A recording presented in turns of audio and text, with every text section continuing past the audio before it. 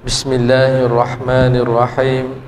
Assalamualaikum warahmatullahi wabarakatuh. Innal hamdalillah nasta'inuhu wa nastaghfiruhu wa nu'minu bihi wa natawakkalu alayhi wa na'udzu billahi min shururi anfusina wa min sayyiati a'malina. من يهده الله فلا مضل له ومن يضلله فلا هادي له ونشهد أن لا إله إلا الله وحده لا شريك له ونشهد أن محمدا عبده ورسوله اللهم صل على سيدنا محمد وعلى آله وصحبه وسلم سبحانك لا علم لنا إلا ما علمتنا إنك أنت العليم الحكيم اللهم ربنا اشرح لنا صدورنا ويسر لنا أمورنا واحلل عقدة من ألسنتنا يفقه أقوالنا برحمتك يا أرحم الراحمين. Alhamdulillah, yang saya muliakan lagi saya kasihi Tuan Imam, Tuan Bilal, Tuan Nadir, ahli jawatan kuasa masjid, hadirin jemaah, bersyukur kita pada Allah Subhanahu wa taala pada malam yang penuh barakah ini, di antara waktu maghrib dan isyak yang singkat ini, Allah Subhanahu wa taala masih kumpulkan kita. Allah taala masih beri peluang pada kita, sebagaimana yang imam tadi doa, Allahumma barik lana fi Rajab wa Sya'ban wa ballighna Ramadan. Kita sudah sampai pada bulan Sya'ban dan kita sedang menunggu ke bulan Ramadan. Mudah-mudahan tuan-tuan, Allah Subhanahu wa taala sampaikan kita pada bulan Ramadan. Amin ya rabbal alamin. Saya juga tidak ada jaminan, tuan-tuan pun tidak ada jaminan. Yang muda boleh pergi dulu, yang tua pun boleh pergi dulu juga. Sama-sama kita semua tidak ada jaminan. Marilah kita berazam, marilah kita berazam bersungguh-sungguh. Mudah-mudahan Allah Subhanahu wa taala jadikan Ramadan yang akan datang ini Ramadan yang terbaik dibandingkan dengan Ramadan sebelum ini. Amin ya rabbal alamin. InsyaAllah tuan-tuan, pengajian kita pada malam ini adalah pertemuan yang kali kedua, iaitu dalam tafsir Al-Quran. Dan satu lagi saya bawa amalan sunnah. Satu malam lagi saya bawa kitab amalan sunnah, yang ni tafsir Al-Quran. Jadi untuk mendapat barakah ataupun untuk mendapat pahala yang banyak, insya-Allah pada pertemuan yang akan datang nanti, malam ni tak apa, pertemuan akan datang nanti, saya minta jasa tuan-tuan, jasa baik tuan-tuan, kita sama-sama pegang Al-Quran sekali. Malam ni tak apalah, malam ni insya-Allah saya akan mula daripada ayat 1 sampai ayat 5. Semua tuan-tuan boleh hafal. Semua hafal Alif Lam Mim sampai Muflihun. Semua hafal insya-Allah. Kelebihan dia apa tuan-tuan? Dia ada kelebihan tersendiri. Dan kita bukan hanya belajar tafsir Al-Quran saja, bukan hanya dengar terjemahan saja, tapi kita dengan talaqi sekali, dengan baca sekali. Sebab apa tuan-tuan? Ada hadis Nabi SAW mengenai keutamaan surah Al-Baqarah dan surah Ali Imran untuk pembacanya dan untuk penghafalnya.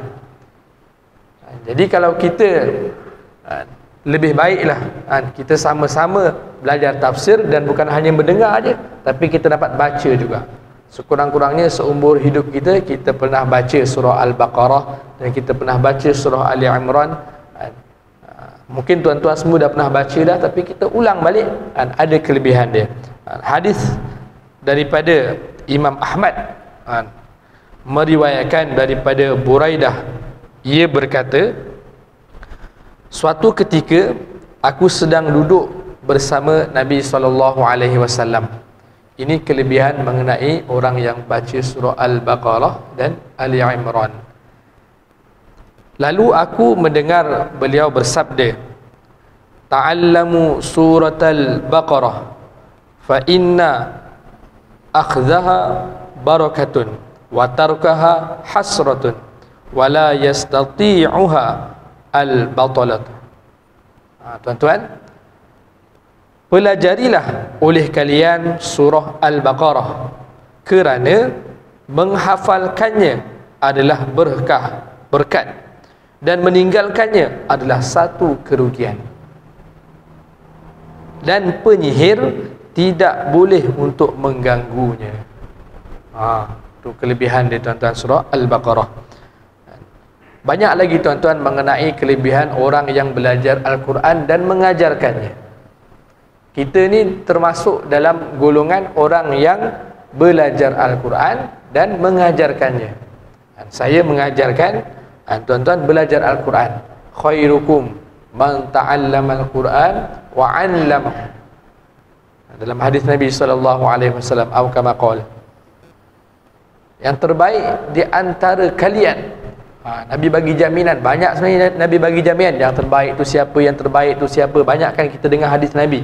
Yang terbaik di kalangan kalian, yang terbaik di kalangan kalian orang yang begini, berbakti pada kedua orang tua, orang yang macam-macam yang terbaik.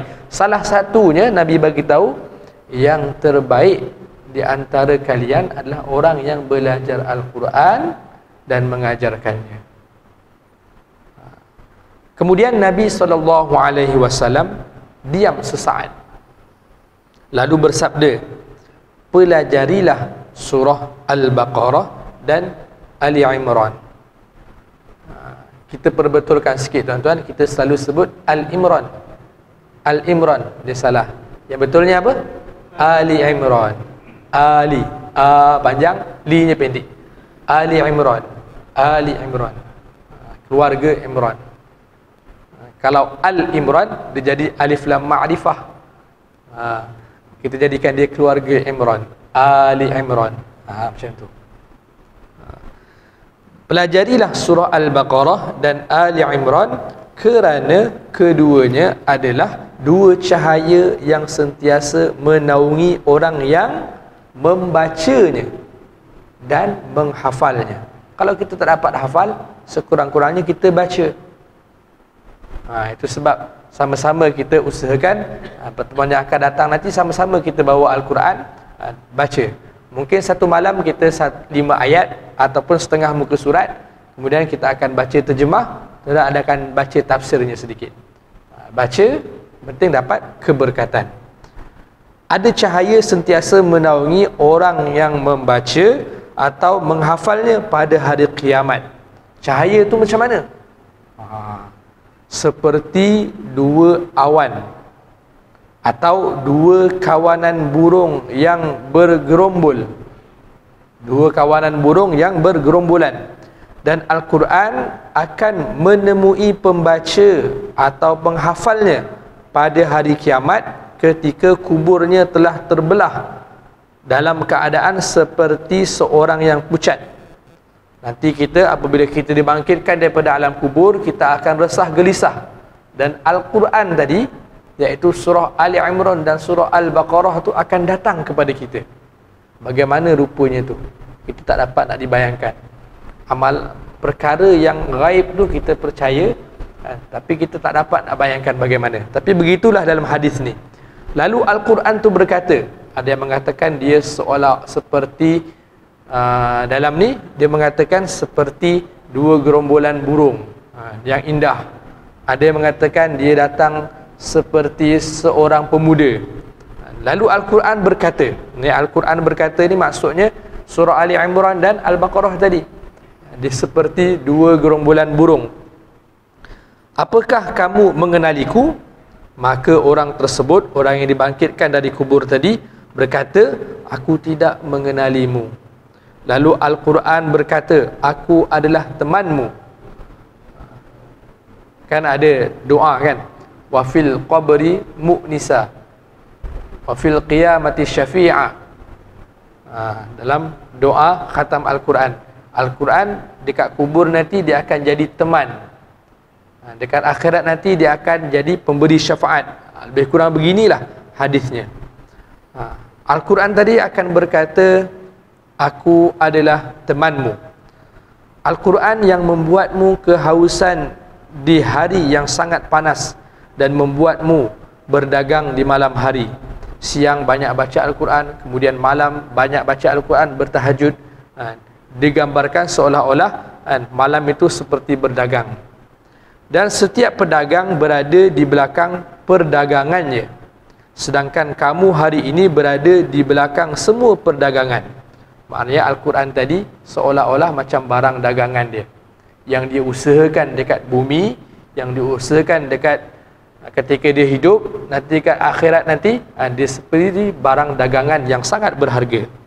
Maka ia diberi kekuasaan dengan tangan kanannya dan dengan tangan kirinya. Di atas kepalanya orang yang membaca surah Ali Imran dan Al-Baqarah tadi diletakkan mahkota kewibawaan. Maknanya kita ni macam diletak tengkolok gitulah, mungkin bahasa dunianya yang mudahnya. Maknanya macam mahkota. Saya pun tak pernah lagi pakai mahkota. Mungkin bahasa mudahnya itulah. Kemudian bukan dia sahaja tuan-tuan. Dalam hadis ni bagi tahu dia pun dah dipakaikan mahkota, dan juga kedua orang tuanya akan dipakaikan dengan pakaian yang belum pernah dipakai oleh penduduk dunia. Orang tuanya pun dapat manfaat. Tuan-tuan, rugi tak kalau kita tak baca Al-Quran? Sebab ambil kesempatan tiap-tiap malam Jumaat malam Sabtu ni, iaitu minggu pertama, ambil kesempatan kita. Wallahu alam tak berapa tahun kita nak habis surah Al-Baqarah ni. Maklumlah sebulan sekali saja. Tapi ambil keberkatan. Pakaian tadi dipakaikan kepada kedua orang tua kita, itu pakaian yang tidak pernah dipakai oleh penduduk dunia. Ni bukan bandel punya. Ini bukan dunia punya, akhirat punya. Lalu mereka berdua berkata, kerana apa kami dipakaikan dengan pakaian ini? Mak bapak kita pelik, kenapa pula aku kena pakai baju yang hebat ni? Maka dikatakan, kerana anakmu menghafal Al-Quran. Ini kelebihan orang yang menghafal Al-Quran, tuan-tuan. Kalau tuan-tuan dapat hafal, lagi bagus. Lalu dikatakan kepadanya, bacalah dan naikilah tangga-tangga syurga dan kamar-kamarnya, maka ia akan terus naik selama ia membaca Al-Quran dengan cepat ataupun dengan tartil. Allahu Akbar. Kelebihan orang yang membaca atau menghafalkannya. Sebab tuan-tuan, kalau ada anak, ada cucu, dan hantar dia belajar Al-Quran. Usahakan hantar dia belajar Al-Quran. Mudah-mudahan Allah Ta'ala jadikan dia syafaat nanti kita di akhirat nanti. Baik, sama-sama kita baca tuan-tuan. Kita ambil keberkatan daripada surah Al-Baqarah. Saya baca, tuan-tuan ikut. Boleh? Okey. A'udzu billahi minasy syaithanir rajim.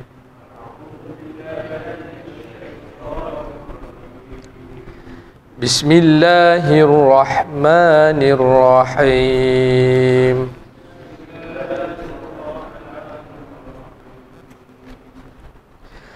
Alif Lam Mim.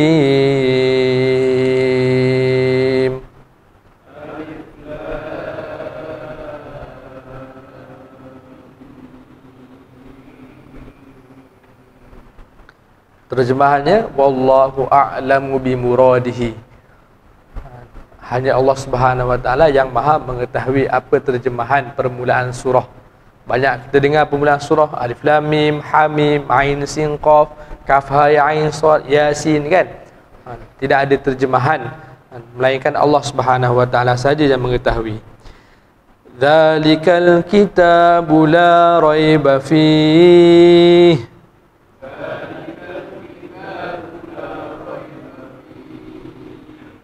Hudal lil muttaqin.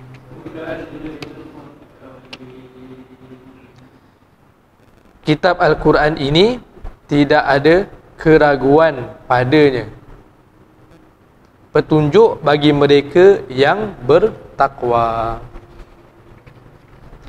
Alladzina yu'minuna bil ghaibi wa yuqimuna as-salata wa mimma razaqnahum yunfiqun.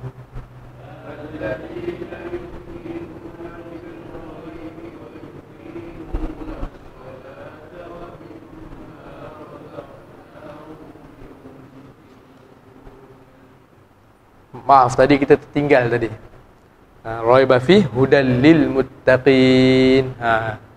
Okey, baca tuan-tuan. Hudal lil muttaqin. Okey, seterusnya tadi alladzina yu'minuna bil ghaibi wa yuqimunas shalah wa mimma razaqnahum yunfiqun, iaitu mereka yang beriman kepada yang ghaib, yang mendirikan solat dan menafkahkan, menginfakkan sebahagian rezeki yang kami anugerahkan kepada mereka. Kemudian ayat seterusnya, walladzina yu'minuna bima unzila ilaika wa ma unzila min qablik walladzina yu'minuna bima unzila ilaika wa ma unzila min qablik وَمَا أُنْزِلَ مِنْ قَبْلِكَ وَبِالْآخِرَةِ هُمْ يُوقِنُونَ وَمَا أُنْزِلَ إِلَيْهِمْ مِنْ قَبْلِكَ وَبِالْآخِرَةِ هُمْ يُوقِنُونَ. Okey, terjemahannya. Dan mereka yang beriman kepada kitab Al-Quran yang telah diturunkan kepadamu dan kitab-kitab yang telah diturunkan sebelummu, serta mereka yakin akan adanya kehidupan akhirat. Kemudian ayat seterusnya, ulaika ala hudam mir rabbihim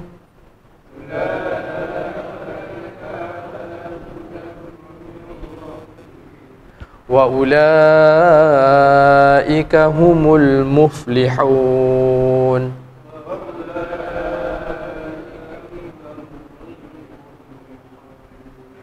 Okey, 5 ayat. Okey. Alif lam mim tadi, sebagaimana yang saya beritahu tadi, Allah Subhanahu wa taala sahaja yang mengetahui akan maksud dan terjemahannya. Itu pendapat yang paling sahih dan paling banyak di antara ulama-ulama tafsir. Kemudian ayat yang kedua, zalikal kitab, kitab itu, maksudnya kitab apa tuan-tuan? Al-Quran. Tidak ada syak di dalamnya, tidak ada syak di dalamnya. Hudal lil muttaqin, dan kitab itu bagi orang yang bertakwa, dia akan menjadi petunjuk. Syarat nak dapat petunjuk, dia kena bertakwa. Hidayah petunjuk itu dikhususkan bagi orang-orang yang bertakwa. Kalau kita ada takwa, insya-Allah kita akan dapat hidayat. Hidayat tu apa dia? Petunjuk. Maksudnya bagaimana tuan-tuan boleh dirikan solat, bagaimana tuan-tuan boleh tunaikan zakat, bagaimana tuan-tuan boleh berpuasa, boleh membayar zakat. Sebab apa? Sebab adanya takwa. Bila adanya takwa, maka akan timbulnya iman. Bila adanya iman, maka dia akan ada amal. Okey.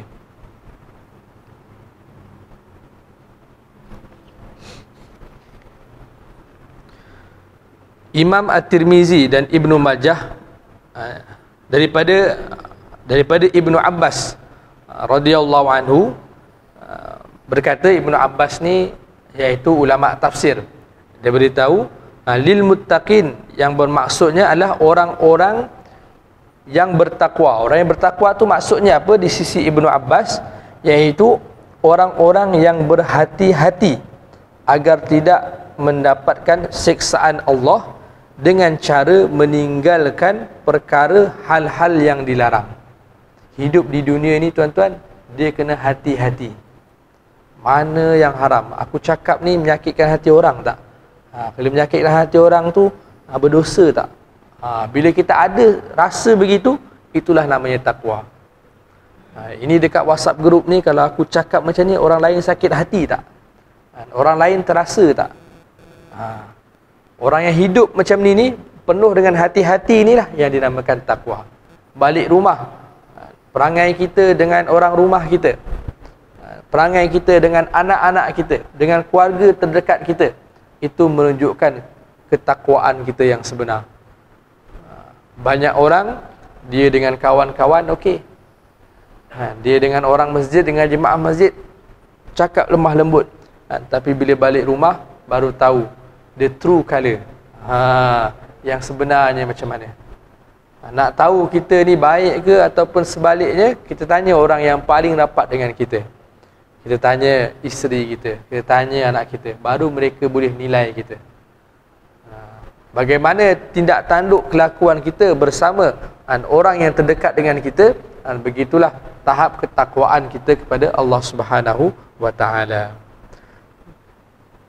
Dan perkara-perkara yang kita kena hati-hati tadi, yang dilarang oleh Allah Ta'ala kita tinggalkan, itu dapat diketahui melalui petunjuk, dan mereka mengharapkan rahmatnya dan membenarkan apa yang dibawa oleh Nabi SAW. Dalam hadis yang lain, Rasulullah SAW bersabda, la yablughul abdu ayyakuna minal muttaqin. Tidak akan sampai, la yablughul abdu, tidak akan sampai darjat seseorang hamba itu, darjat ketakwaan, hatta yada'a ma la ba'sa bih, sehingga dia meninggalkan perkara yang tidak haram. Dia tidak buat perkara yang tidak haram, apatah lagi perkara yang haram. Maksudnya perkara yang tidak haram pun dia tidak buat, hadaron mimma bihil ba'su, kerana kehati-hatiannya terhadap sesuatu yang haram. Perkara tu tak haram, faham tak? Punyalah dia hati-hati, dia tak buat, dia tinggalkan. Maksudnya dia tinggalkan perkara-perkara yang menjerumus ke haram. Itu pun dia tinggalkan. Contohnya apa? Contohnya apa? Contohnya bersembang panjang. Tak haram, tapi dia boleh jadi haram apabila apa? Mulalah dia sebut nama orang, mengumpat. Jadi dia elakkan. Bila berjumpa dengan orang, dia sembang keperluan saja. Assalamualaikum, gitu. Jumpa orang kat masjid, sudah. Dia tak panjang, melirik-lirik. Biasa orang yang bersembang sampai 2-3 jam tu, apa dia sembang kan? Mesti ada sebut nama orang, mesti ada mengumpat orang. Itu walaupun dia tahu bersembang tu tidaklah haram, tapi bila dia menjerumus kepada perkara yang haram, itu pun dia tinggalkan. Maknanya apa? Dia tinggalkan bercakap sia-sia. Itulah yang Nabi SAW bagi tahu dalam hadis ni. Dia tinggalkan perkara yang tidak haram, tetapi sebab kehati-hatiannya tu, maka ditinggalkan juga perkara tu. Okey. Ada satu cerita. Ini cerita mengenai Umar Al-Khattab. Umar Al-Khattab ni dia, Sayyidina Umar, dia bertanya kepada Ubay bin Ka'ab. Umar bin Khattab bertanya kepada Ubay bin Ka'ab tentang takwa. Apakah yang dimaksudkan dengan takwa? Maka Ubay tadi menjawab, tidakkah kamu pernah melalui jalan yang berduri? Maka Umar menjawab, sudah tentu aku pernah melalui jalan yang berduri. Apa yang kamu lakukan? Umar berkata, aku akan berhati-hati. Ubay berkata, itulah dia takwa. Takwa itu maksudnya apa? Berhati-hati. Kemudian ada satu syair yang kita terjemahkanlah Melayunya. Menyempitlah dosa-dosa yang kecil dan besar pada hari orang bertakwa. Berlakulah seperti orang yang berjalan di atas tanah berduri, nescaya ia akan waspada. Janganlah kau remehkan dosa kecil. Ni lagi. Janganlah kau remehkan dosa kecil, sesungguhnya gunung itu tersusun daripada batu-batu yang kecil. Maksudnya kalau orang yang betul-betul bertakwa ni tuan-tuan, dia dosa-dosa kecil pun dia tak nak buat. Okey, seterusnya.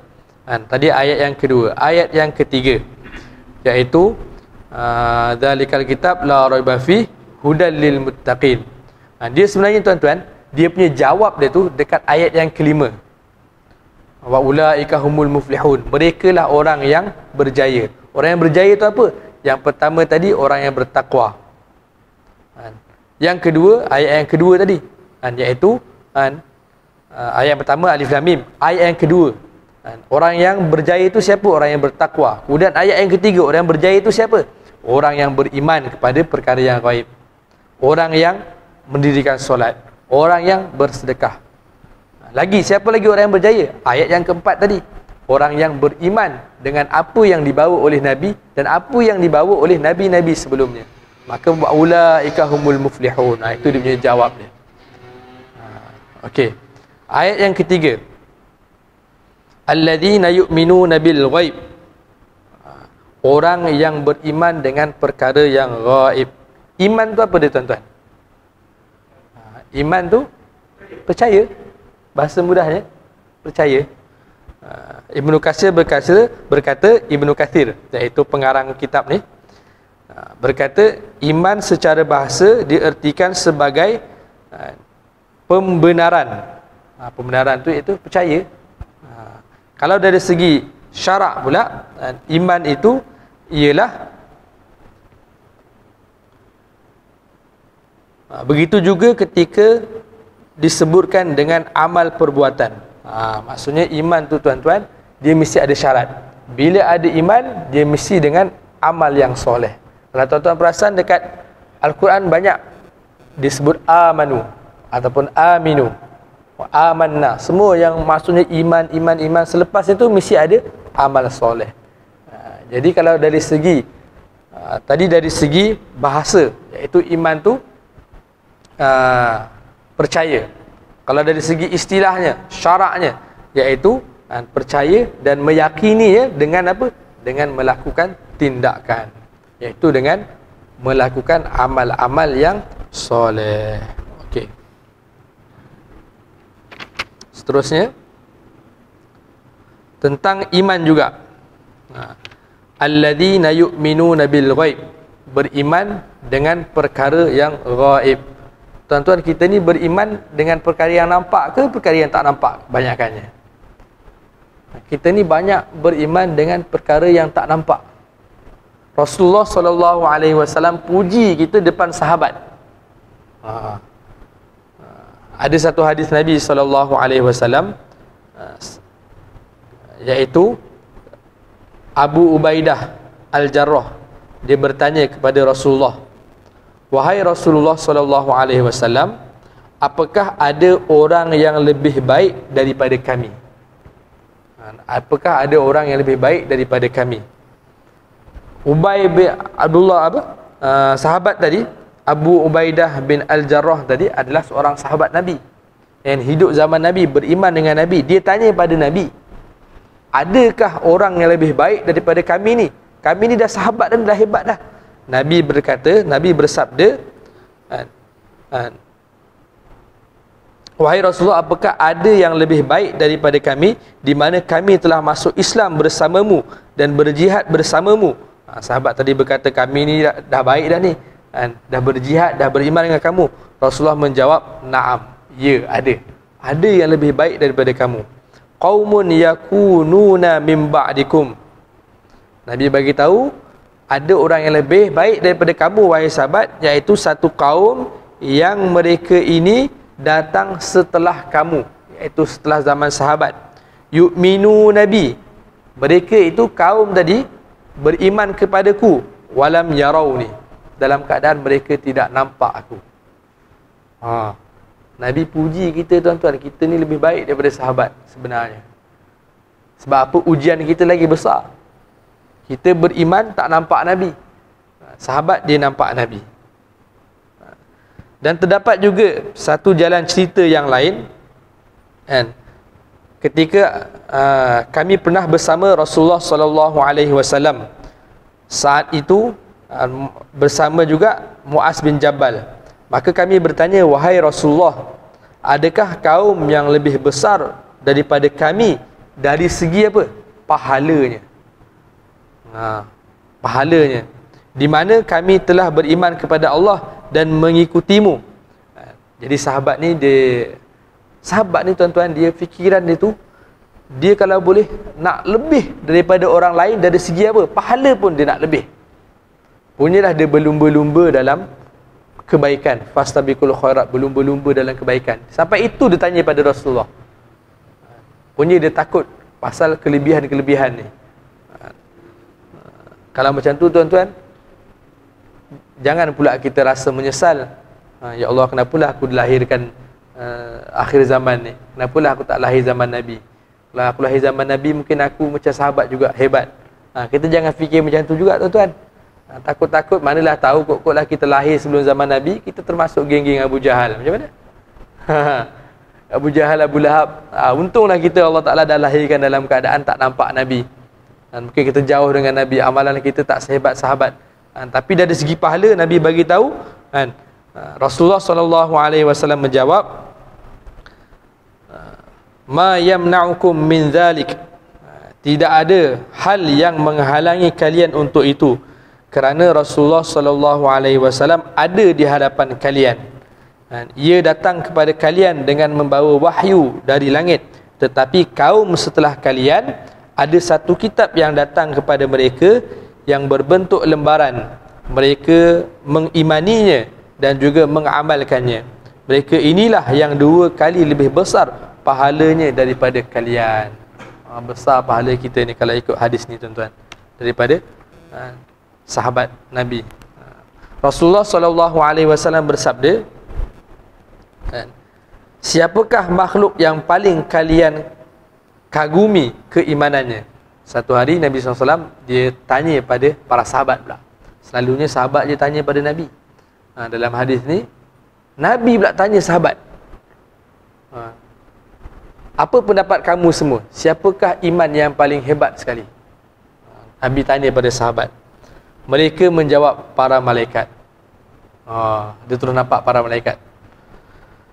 Rasulullah SAW bersabda, bagaimana mungkin mereka tidak beriman sedangkan mereka ada di sisi Allah? Bahasa mudahnya Nabi jawab, memanglah dah tentulah. Malaikat imannya kuat sebab dia berada bersama Allah.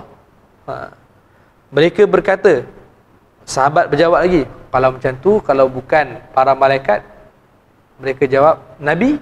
Adakah para Nabi sebelum kita? Maka Rasulullah SAW bersabda, bagaimana mereka tidak beriman sedangkan wahyu turun kepada mereka? Nabi jawab pada mereka, kalaulah kalian ni jawab para Nabi sebelum kita hebat keimanannya, logiklah, sebab wahyu turun pada mereka. Wahyu turun pada mereka. Mereka berkata, kalau begitu Rasulullah, bukan para malaikat, bukan para Nabi, siapa lagi? Maka Rasulullah SAW bersabda, ala inna a'jabal khalqi ilayya imanan, ingatlah, sesungguhnya makhluk yang paling aku kagumi keimanannya, laqaumun yakununa min ba'dikum, iaitu adalah kaum yang hidup setelah kalian semua ini. Mereka hanya mendapati lembaran-lembaran, di dalamnya terdapat kitab dan mereka mengimani isinya. Kita ni lah tuan-tuan, kalau kita betul-betul beriman, betul-betul taat perintah Allah Ta'ala, kita ni, darjat kita ni hebat dibanding dengan para sahabat, dibanding dengan para nabi, dibanding dengan para malaikat. Okey, itu mengenai alladzina yu'minuna bil ghaib, orang yang beriman dengan perkara yang gaib. Kita lah. Kemudian wa yuqimunas solah, Ibnu Abbas berkata, yang mendirikan solat. Lepas azan boleh sambung lagi ke? Boleh lagi? Tak boleh dah? Okey, InsyaAllah kita akan sambung dalam pertemuan akan datang. Nanti kita akan baca daripada muka surat yang sebelah pula. Innal ladzina kafaru sawa'un 'alaihim a'andartahum. Tuan-tuan bolehlah baca Al-Quran sama-sama, ya. Pertemuan akan datang, mudah-mudahan tuan-tuan, pertemuan kita yang singkat ni sangat singkat. Allah Ta'ala bagi, ya.